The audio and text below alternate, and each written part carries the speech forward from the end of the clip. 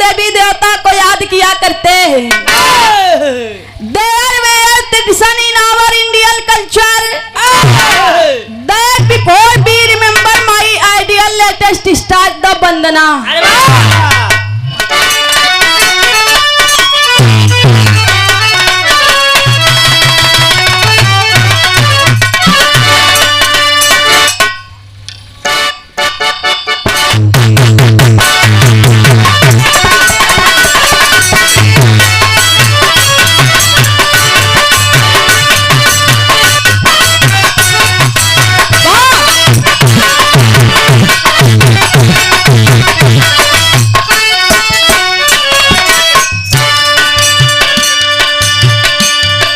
हमरे मां साहब गीत का संकेत करत हैं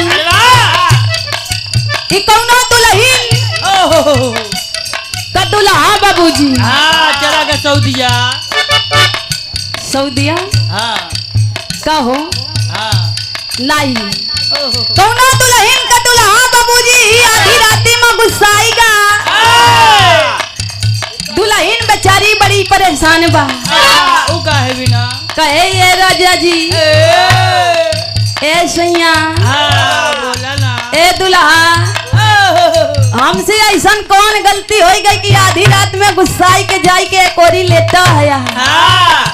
दुल्हन अपने दुल्हा के बाबूजी मनावे के कोशिश करत बा। दुल्हन कहे का कहे मां साहब,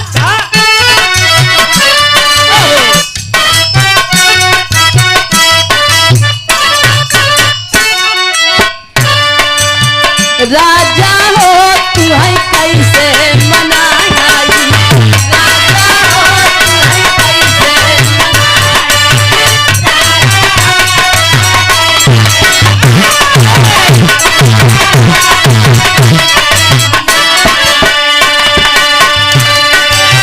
रतिया में हमरे माया वही उंघाई, रतिया में हमरे माया वही उंघाई।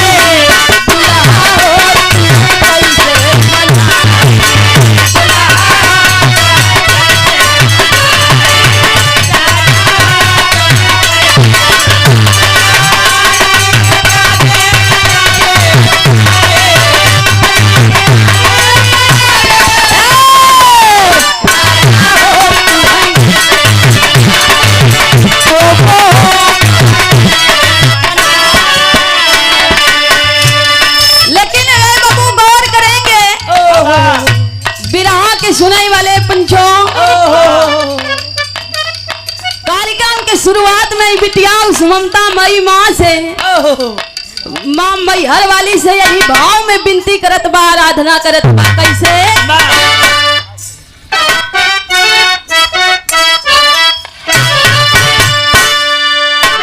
मैया हो महफिल में गवाई, मैया हो बिटिया उस ममता मई माँ से विनती इबादत करती है। कैसे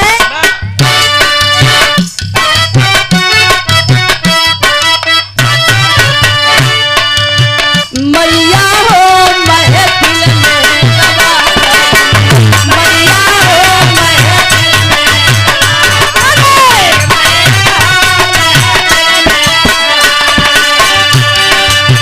लजिया हमारी देवी तू है बचायू, लजिया हमारी देवी तू है बचायू।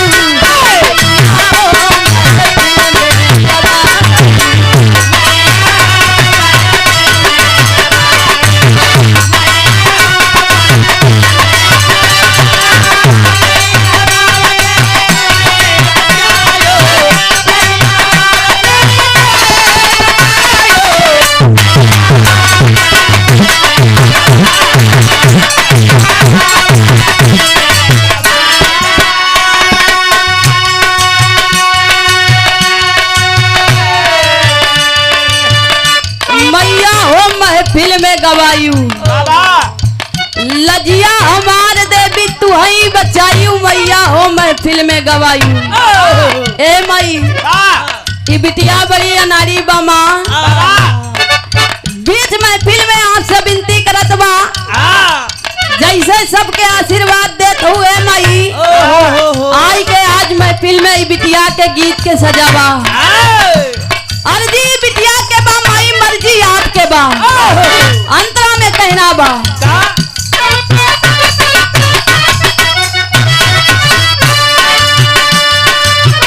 आलत तरलू माही उतल के ताजू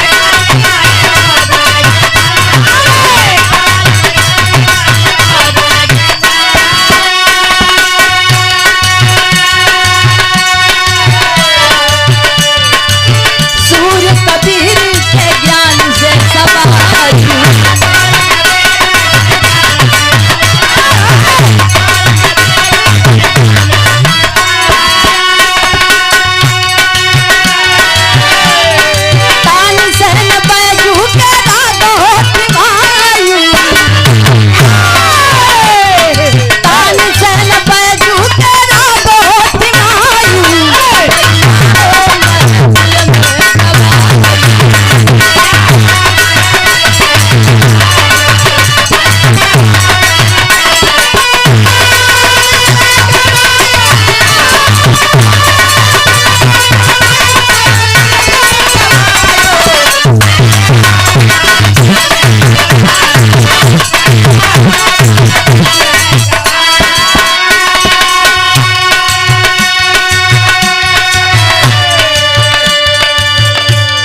आपके आशीर्वाद से माँ आलामर हो गए अरे वाह सूरज सूरदास हो गए कालिदास जी जिन्हें लोग महामूर्ख कहा करते थे अरे वाह जौने पेड़ पे बैठा रहे बाबूजी जौने डाल पे बैठा रहे हुई डाल का अपने कुल्हड़ी से लगन काटे लेकिन आपका आशीर्वाद प्राप्त हुआ माँ ज्ञान प्राप्त हुआ अभिज्ञा शकुंतलम जैसे ग्रंथों की रचना कर दिए काली से कालिदास हो गए तो ये आपका प्रताप है आपका आशीर्वाद है माँ आगे कहना बा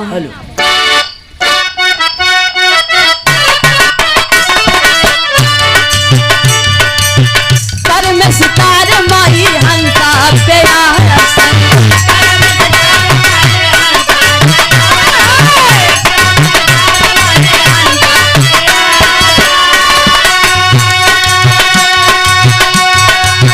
धर्म बचाई की हूँ दुष्टन पे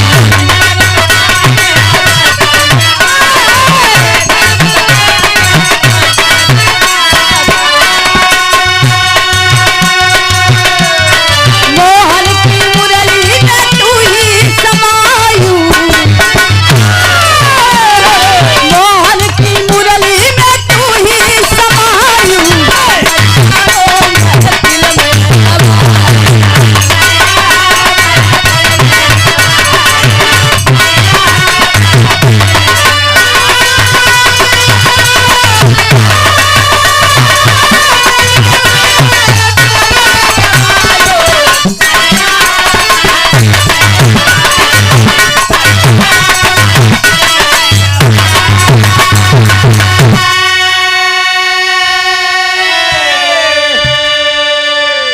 कर में सितार माई हंसा के आसन धर्म बचाई की हूँ दुष्टन पे शासन मोहन की मुरली में तू ही समायू मैया हो महफिल में बजाई ए बाबू जहाँ से ईश्वर की शुरुआत होती है माँ वहाँ से ही जहाँ जहाँ ईश्वर है हर जगह आप हो चाहे फिर कन्हैया की मुरली हो चाहे फिर भगवान भोलेनाथ जी का डमरू हो चाहे नारद जी की बीड़ा हो गौर करेंगे बाबू अगली लाइन में ही बिटिया बतावत बा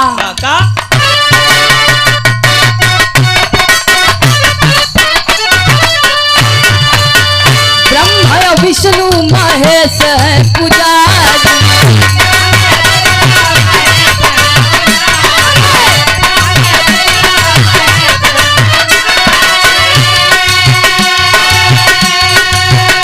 अवतारों के संग में आयु माता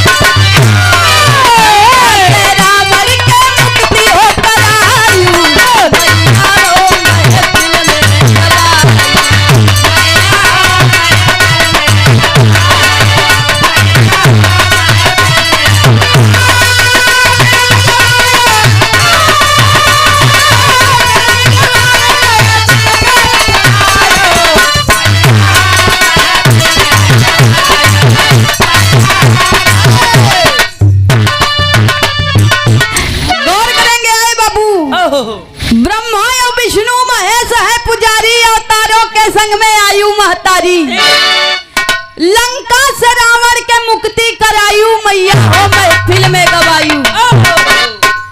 स्वयं आपके दौर पे ब्रह्मा विष्णु महेश जाई के माई आपका गुणगान करत ही, यशगान करत ही। यहाँ तक कि बताया जाता है जब जब धरती पे पाप बढ़ता है तब तब आपका इस धरती पर आगमन होता है। कभी माँ दुर्गा के रूप में, कभी काली के रूप में, तो कभी आप ही माँ माता सीता के रूप में जनकपुरी में आई और वही जनकपुरी से बढ़िया तरीके से बाबूजी शिव धनुष तोड़ के प्रभु श्री राम जी से शादी हुई। जाकर के लंका में आपने रावण का भी उद्धार कर दिया माँ। अंतिम लाइन में ही बिटिया कौने गुरु घराने से बा, कौने कुल के बगिया के फूल बा कहना हुआ।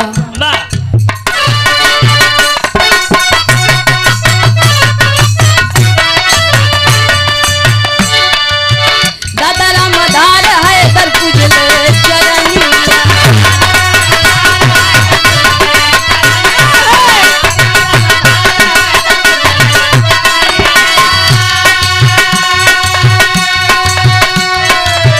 राम गुलाब गुर के लागल लगनिया।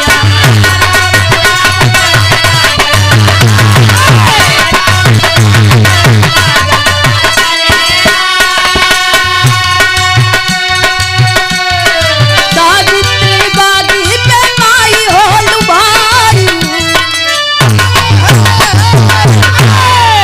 सावित्री बागी पे माई हो लुभाई। मैया हो महफिल में गवाया।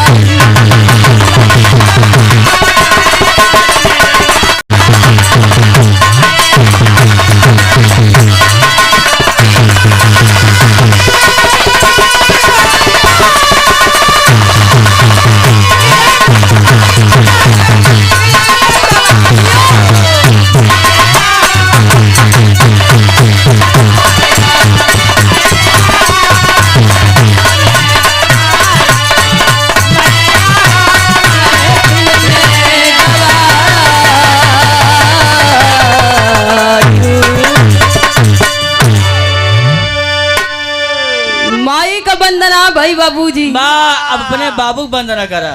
वो जरूरी बा। कहा जाता है कि जहाँ पर देवी का वास होता है वहीं पर बाबूजी देवता निवास करते हैं। यानी कि जहाँ पे माता वहीं पे पिता।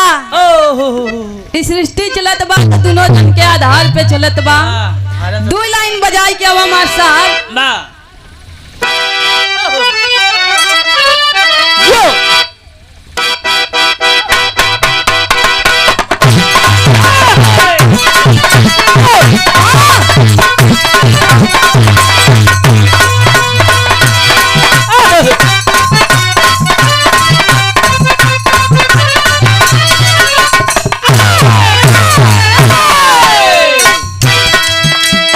हमरे माँ साहब गीत के संकेत करत हैं।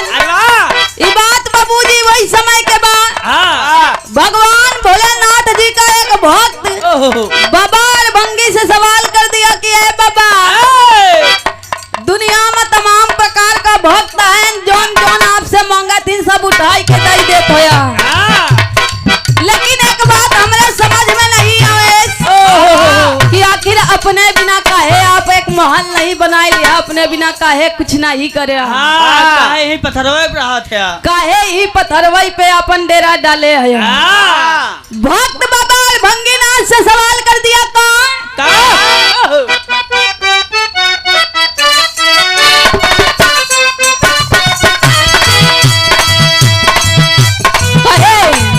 सुना सुना ये गौरा के सैया,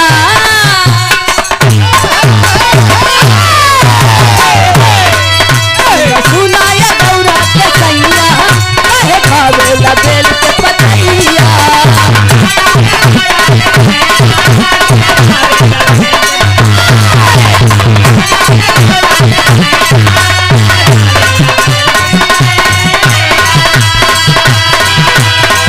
सुना सुना ये गौरा के सैया, काहे खावेला बेल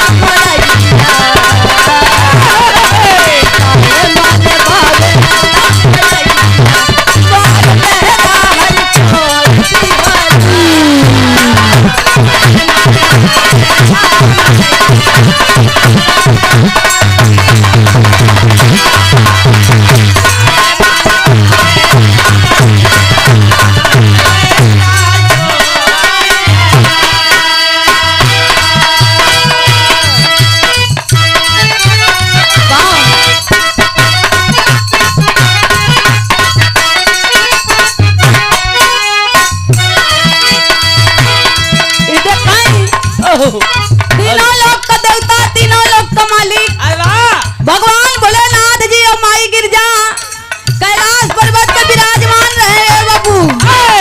माई गिरजा बढ़िया मांग भर सिंदूर लगाए, अतन्नी भर का टिकुली दे, एड़ी भर लगना लगाए, मेकअप श्रृंगार करत बैठी रही। भगवान भोलेनाथ कहे ने रानी ए गिरजा, बोला ना। दोनों हाथ जोड़ के माई गिरजा खड़ी हो गई। कहीं स्वामी कौन बात बा, आज बड़ा प्यार से बतियात होया। भगवान भोलेनाथ कहीं का बताई, माई गिरजा कहीं की देखा जोन भी बात जोन चाहिए सीधे सीधे बताई दा, बात के गोल गोल घुमावे के जरूरत नहीं बा। भगवान भोलेनाथ कहीं जोन चाहिए तोन मिल जाई। माई गिरजा कहीं स्वामी आपके सेवा में पूरा जीवन हमार समर्पित बा, का चाहिए। भगवान